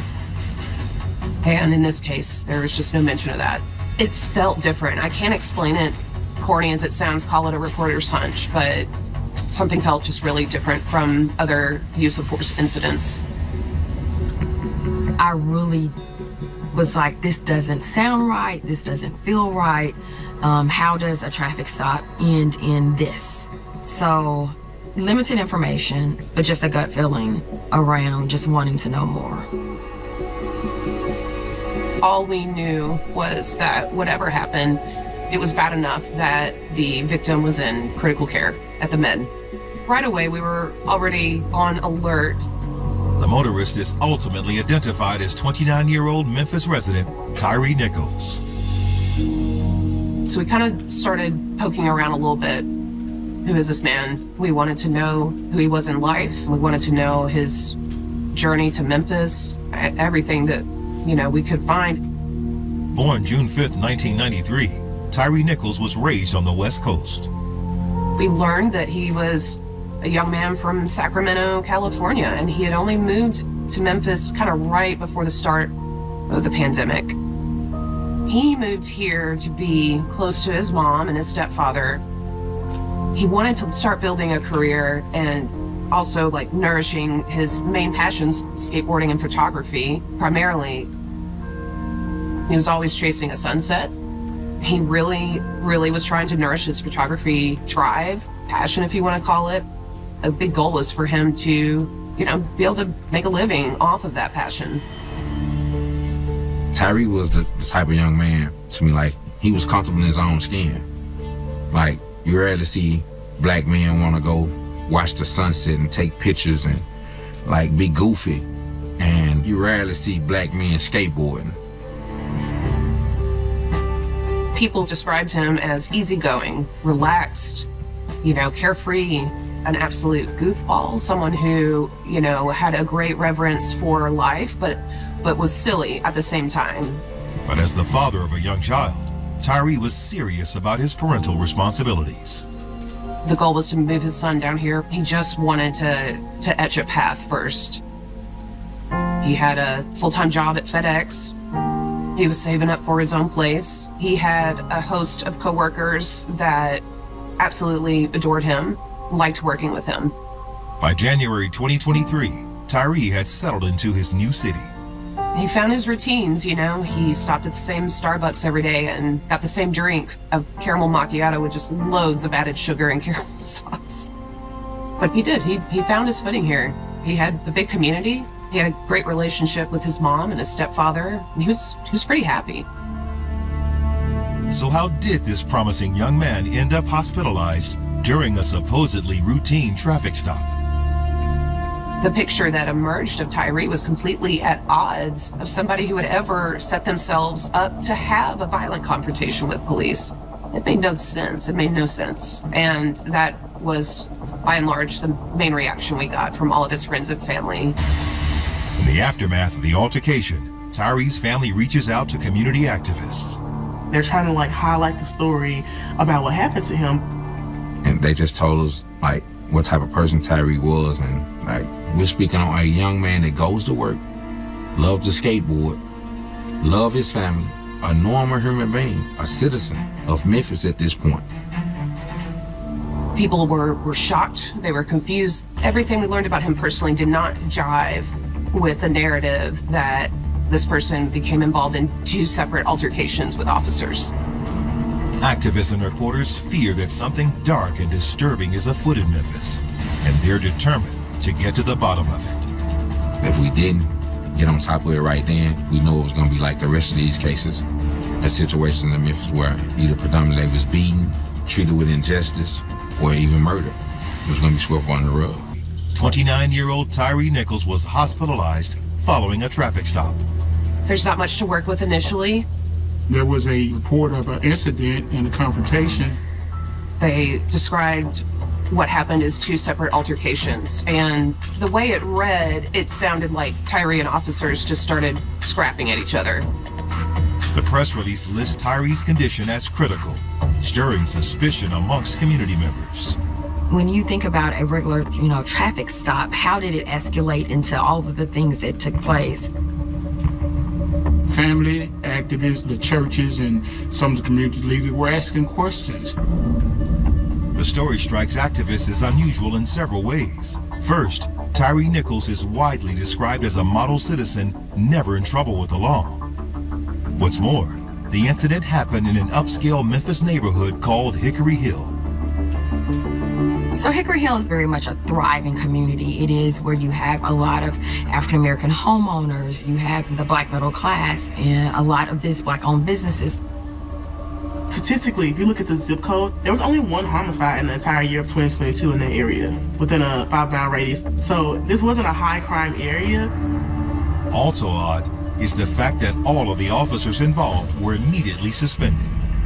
That was actually unheard of, unprecedented in the sense of that hasn't happened before. So it made my antennas go up.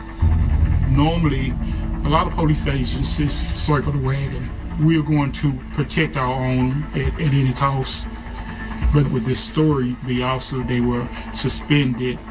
These actions normally don't take place in the police administration, which highlighted in my mind that there's something more that has happened and more information needs to be released. No people, I want to talk, let's talk.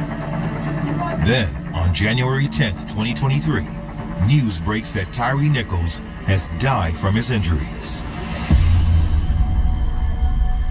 This is not the first time that a young Black man has died at the hands of an officer.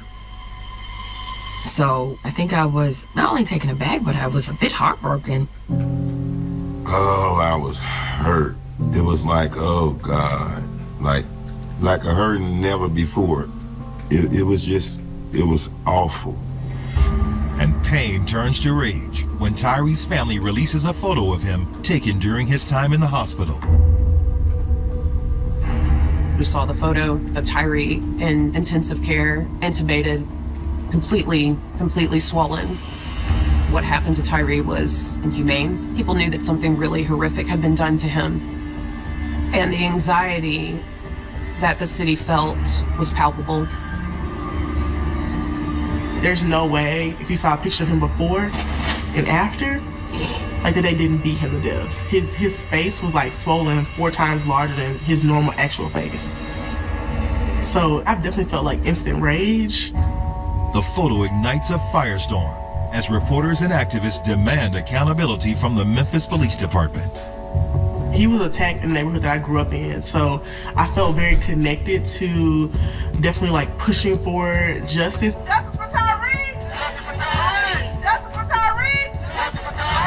As days went on, and there were more and more questions being asked than answers being given, some of the protesters or activists were calling for an investigation, was calling for more information to be released.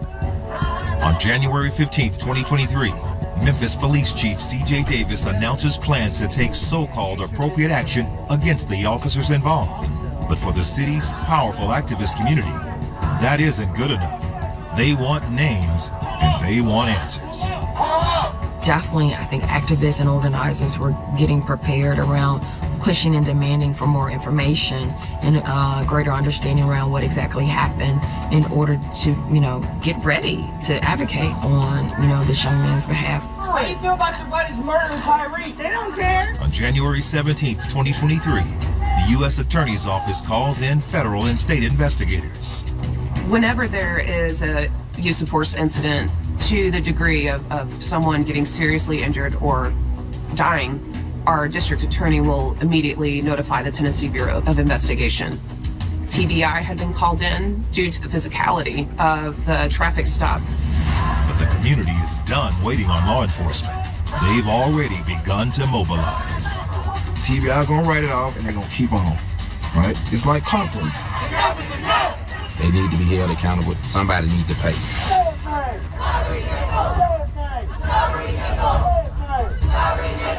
Following an altercation with Memphis police officers, 29-year-old Tyree Nichols dies of his injuries, leaving many unanswered questions.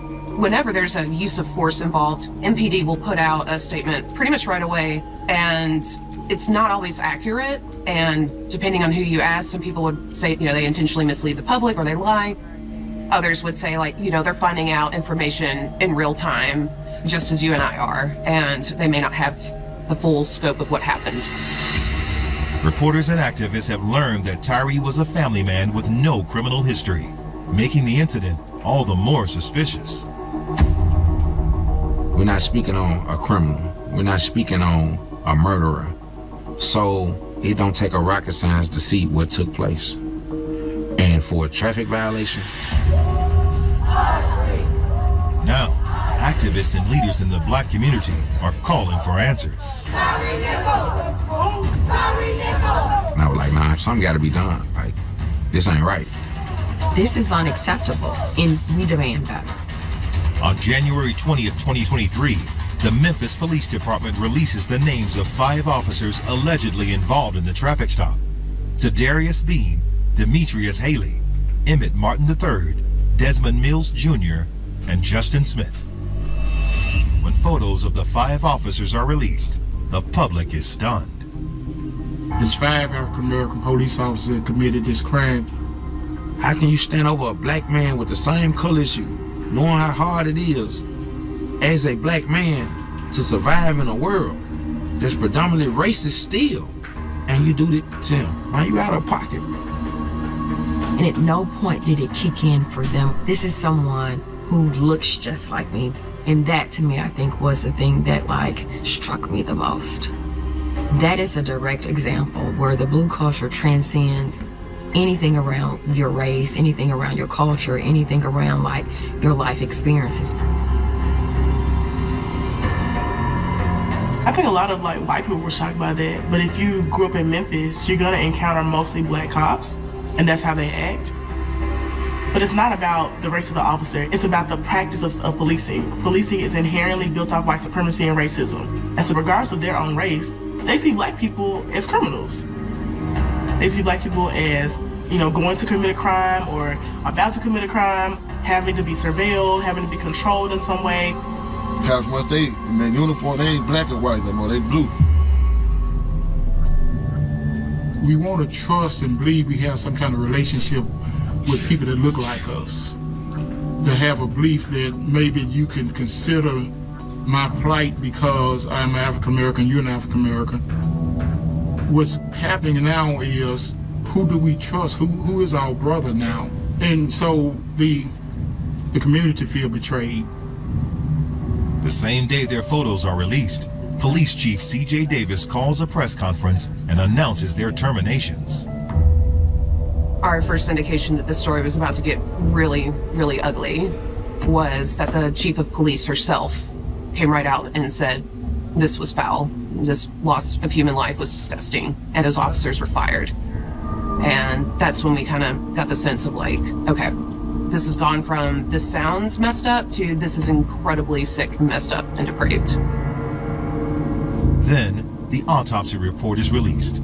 The medical examiner determined Tyree suffered from extensive bleeding caused by a severe beating. He was beaten to death. I think the police beat him up to death, just beat him viciously. In the wake of this damning evidence, community leaders demand to see the officers' body cam footage. At that point, they had fired the officers, but they hadn't issued any kind of charges or talked about what was gonna go on, what was gonna happen with the officers. The people was mad. Man, we want justice. And charge them officers. Charge everybody who pulled up at that scene. Hold them accountable. On January 23rd, 2023, Tyree's family views the body cam footage and releases a statement about the heinousness of what they saw. So then his family had a press conference, and after that we went to the DA's office and did a sit-in. I was like, why haven't you released the body camera footage? And we just kept doing more and more actions over and over again until they said, okay, we're gonna release the body camera footage on this day. 3 days later, the 5 fired Memphis police officers are arrested and charged with second-degree murder. Chief C.J. Davis announces at a press conference that video of the incident will be released that Friday evening, January 27th. After that press conference, I can remember just looking at other reporters, and I just remember thinking, this is about to become really unhinged. Never in my life have I ever seen a Memphis police chief not even try to minimize the blow or the impact. She told us what we should be expecting, and it was going to be nothing less than cruelty.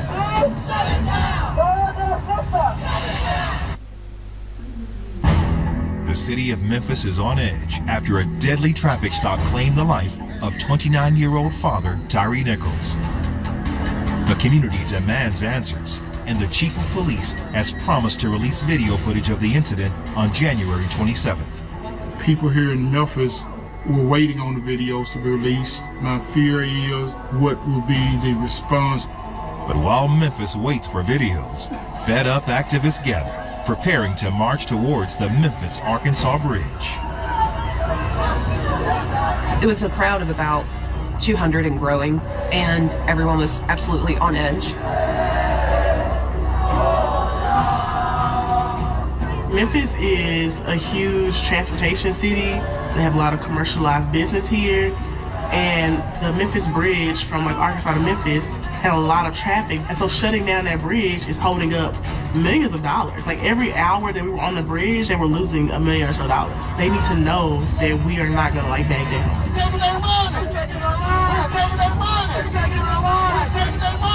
The tension was almost as thick as, summer humidity here. It was something you could just feel while you were walking around and breathing. Just after 6 p.m., the footage is released online. The video footage was released right as people had started to take that protest mobile. And for a minute, it seemed like no one really noticed. Being a reporter, of course, I have every Twitter alert possible. And so I got an immediate notification that the footage had been uploaded to Vimeo. And I started to watch it. What I did see actually traumatized me. I was traumatized and fatigued for several days afterwards. This was an assault. And so here it was, this moment where you now have this crowd of a couple of hundred that's growing, and they're marching and they're chanting. And I just felt very alone in that moment, just watching this footage and realizing that no one else had noticed yet that it dropped. So it was just like a brief 60 seconds where I was looking at this protest ahead of me and knowing that it would be just a matter of minutes before people realized that the footage had been released. And that was the only time I actually did feel a little bit scared in that moment, just because of the brutality of what I was looking at.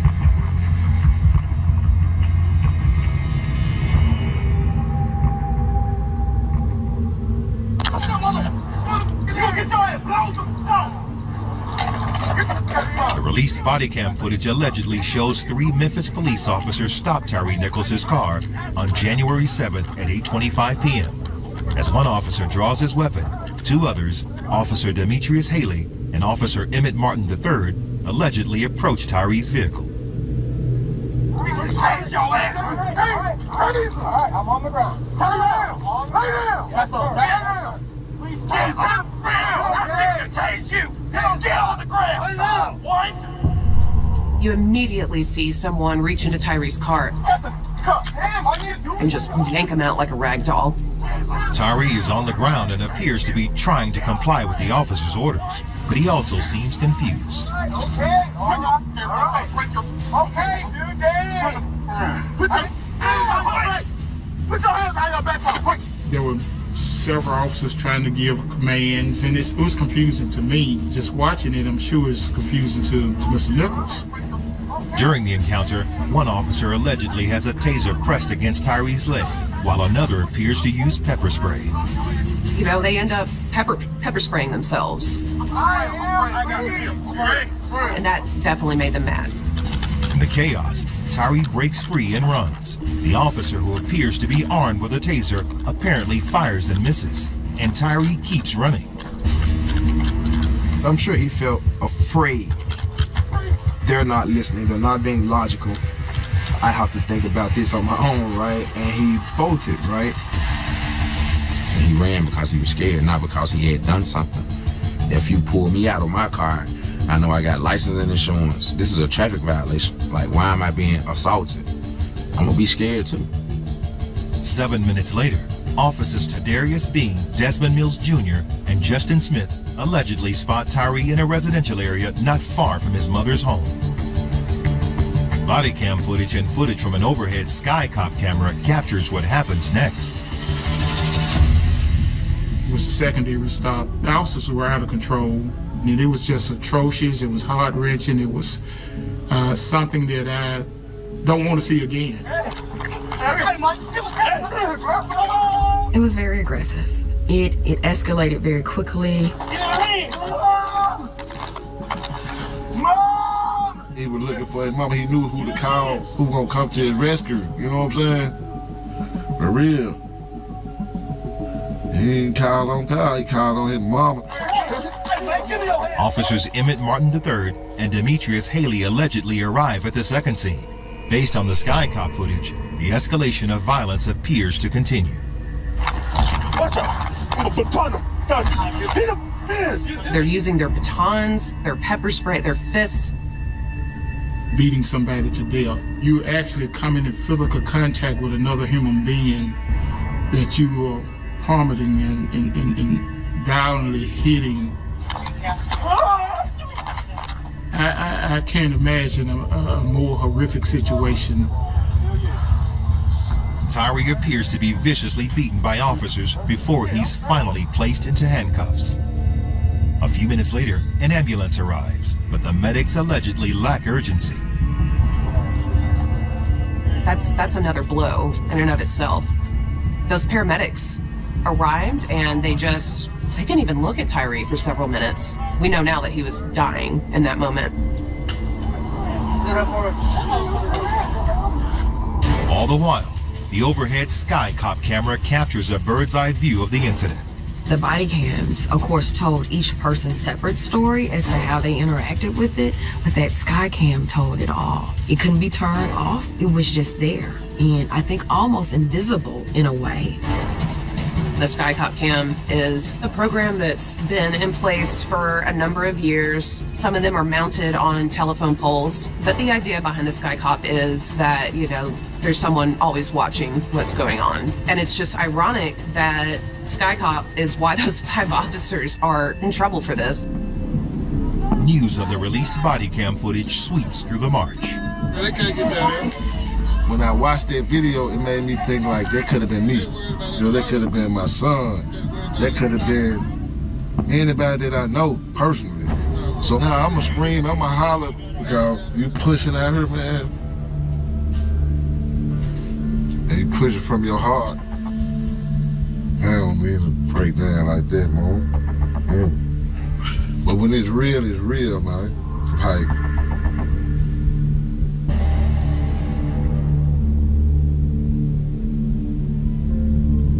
I can't imagine what Tyree went through that night. For real. I can't. In the coming days, anger and sadness generate action as activists and reporters link Tyree's death to a violent Memphis police task force called the Scorpion Unit. And then you see these other stories coming out of folks who've been treated the same way by the Scorpion Unit, and they didn't die, but they were beat up very badly. And it's the same 5 officers. So people are like, oh wow, this is a problem here. After the release of body cam and Sky Cop footage of Tyre Nichols' arrest, the entire city of Memphis is on edge. So far, the protests have been peaceful, but over the next few days, the atmosphere in the city remains tense. On February 1st, 2023, hundreds of mourners gathered to pay their last respects to 29-year-old Tyre Nichols. As more details emerge, activists and reporters learn the officers allegedly involved in Tyre's death were part of a secretive task force within the Memphis Police Department known as the Scorpion Unit. The Scorpion Unit is a specialized unit within MPD where the officers are tasked with addressing hotspots for violent crime. Journalists report that the Scorpion Unit was created by Memphis Police Chief C.J. Davis. The idea simply is that officers are dispatched to these hotspots and they have any number of methods at their disposal to initiate communication with the citizen.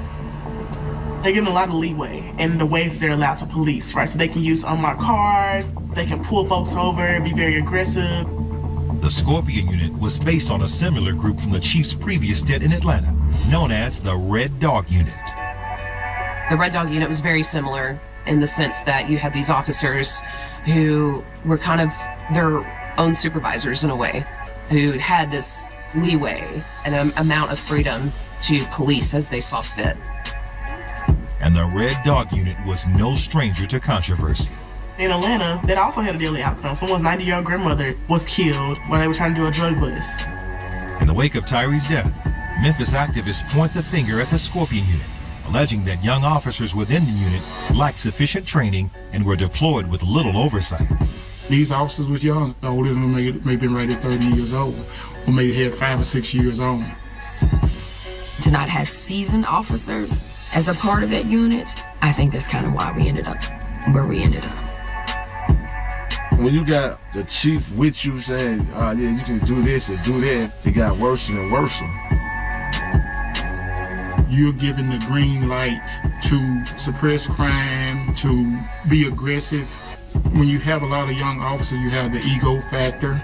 Some of the officers may get an attitude of grandeur, or I'm the big fish in a small pond, and we're above the law.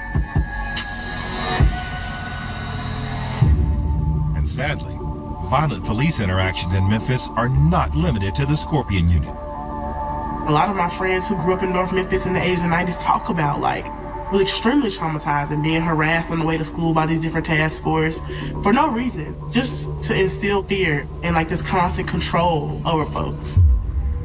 Before Tyre's death, I think it was 4 other individuals have been killed by police in a short amount of time. A lot of incidents have been happening, like Jalen McKenzie, who was shot by police here last December. This situation with Tyre goes way before Tyre. It boils down to Brandon Weber. It boils down to Martavius Banks. Banks was shot 6 times with an AR-15. It boils down to Darius Stewart. The Darius Stewart case is one of the most infamous in recent Memphis history. He was pulled over by a police officer, and then there was a chase that ensued, and he was shot. There was a huge uproar from that because there was just no reason for the officer to shoot him, realistically. It could have been handled in several other ways. So when these type of things happen to people in the community that didn't deserve it and was murdered, that's the ultimate cost to pay. You murdered, ain't no coming back from that. But how is this officer allowed to go somewhere else and police somebody else's community? It's only a matter of time before it be another Darius Stewart. And as community members are quick to note, violent police interactions are widespread across the nation. It's not just in Memphis, but across the country. There's been a lot of, a number of high-profile incidents. You consider the Philando Castiles and other stories of folks who've been murdered by police. George Floyd and Breonna Taylor. Trayvon Martin, Michael Brown. So it's happening all the way around the world.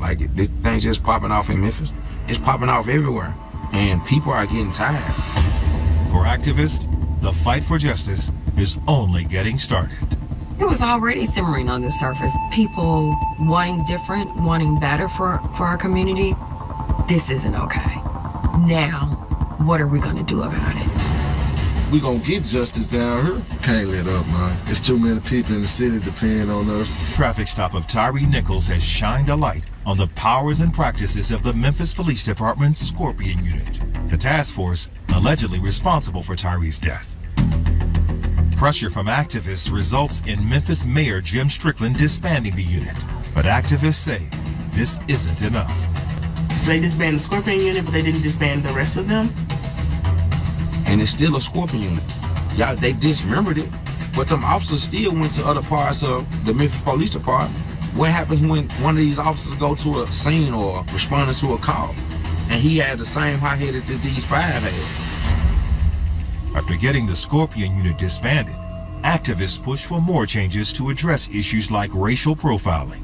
We did some research with Decarcerate Memphis where they looked at close to 200,000 traffic citations. And of those citations, 90% of the people who appeared in traffic court were black. Black women were almost 5 times more likely than a white woman to be pulled over by a police officer. And black men were 4.7 times more likely than a white man to be pulled over. Activists also work to get a number of ordinances passed that they say would bring more accountability to policing. I want to know if I'm being pulled over by a police officer. There's no reason why you're conducting traffic stops in an unmarked car. That doesn't make any sense. And we want the data transparency, actual live website that gives people a unique ID number when they're stopped by police officers and has to list why that person is being stopped and then who stopped them and if any deadly force happened. And already they're starting to see results. We did get an ordinance passed that they can no longer use unmarked cars for traffic enforcement. And that's completely altered the way the police act here. They have to be in actual police cars. I see some things that's happening that's positive as a result. Unfortunately, a young man had to die for it to happen. Some people would say that it's not happening quick enough.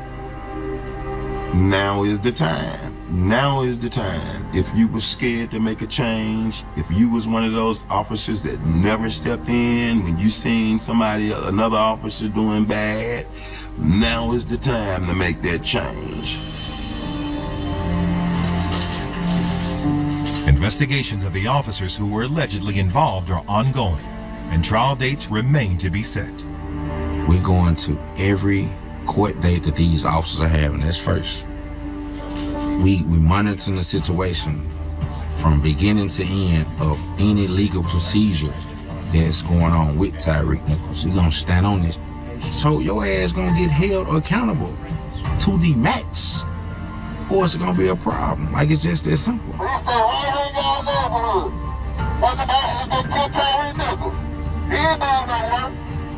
He don't got that much money. He already had to pay a bond. I think that they know that, like, we're not playing with them and that we're gonna, like, call them out at every turn. As time goes on, the city tries to move forward, but some wounds will never heal completely. Man, the Tyree family gotta live with that pain for the rest of their life. Every day they wake up, they gotta live with it, and then they can't forget it. I don't care how many Tyree niggas skate park they put up, they can't bring their mind back, you hear me? They can't bring it back. And that's why I always push justice for Tyree, because they made them mama them deserve for somebody to stand up for them folks, for real. When you talk to the family of Tyreek Nichols, you see the pain. You hear the pain. But Tyreek Nichols will never be forgotten. The power that we know we have when we come together in our tens, our hundreds, our thousands, our millions. Well, we can't forget.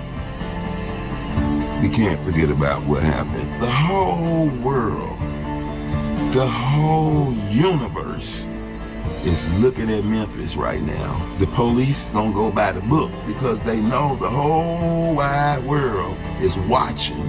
Memphis is gold and Memphis is so beautiful.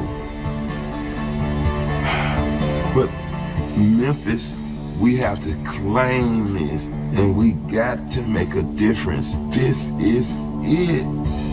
In the name of Tyree Nichols.